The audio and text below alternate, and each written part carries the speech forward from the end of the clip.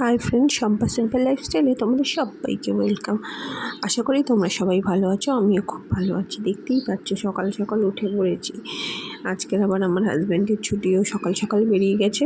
আমার আগেই ঘুম থেকে ওঠার আগে, ও যাওয়ার প্রায় 1 ঘন্টা পরেই উঠেছি। বলে আমার কাজ আছে, আমি বেরাচ্ছি। তো বেরালো। ঠিক আছে যাও, তুমি সকালে উঠে আগে ফ্রেশ হয়ে তারপর আগেই চা বসিয়ে নিই। আমার চা না খেলে আমার কোনো কাজ করতে ইচ্ছা করে না ঘরে। তো চা বসিয়ে নিয়েছি। তো বসিয়ে নিয়ে ওকে একবার ফোন করলাম যে তুমি কখন আসবে।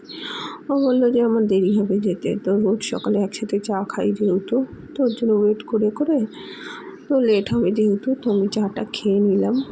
তো আগের দিন মা বলছিল যে ঘরে ঝুল টুল অল্প হয়েছে, তার থেকে আমি বললাম আজকে তো ঘরটার মোছা হয়ে গেছে, আজকে করো না, আমি কাল করে দেবো। তো তাই জন্য আজকে ঘরটার মোছার আগে ঝুলগুলো হালকা ঝেড়ে নিচ্ছিলাম। তো এইভাবে পাখাটা পরিষ্কার করছিলাম, কেন কি তোমাদের তো বলেইছিলাম যে আমি 8.5 মাসের বেশি প্রেগনেন্সি। তো এইভাবেই তাই জন্য ঝাড়ছিলাম। তো বারণই করে, তো তাই জন্য টুলের ওপর উঠে সাহস পাইনি উঠে করবো। আর এইসব করতে বারণ করে, বলে আমি করে নেবো, আমি বলবো আমি করে দেবো। তো সবসময় বলি না, তাও টুকটাক অনেকই করে। দেখো বিছনা ঝাড়ু পাচ্ছিলাম না বলে ঘর ঝাড়ু দিয়ে বিছনাটা ঝেড়ে নিলাম।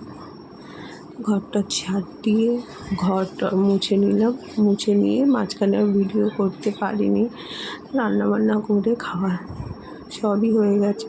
স্নান টান করে দেখো কী রান্না করেছি, ট্যাংরা মাছ, চুনো মাছের বাটি চচ্চড়ি আর ভাত। আর খাওয়া দাওয়ার পর এই যে আমার আম্মাখা ফেভারিট।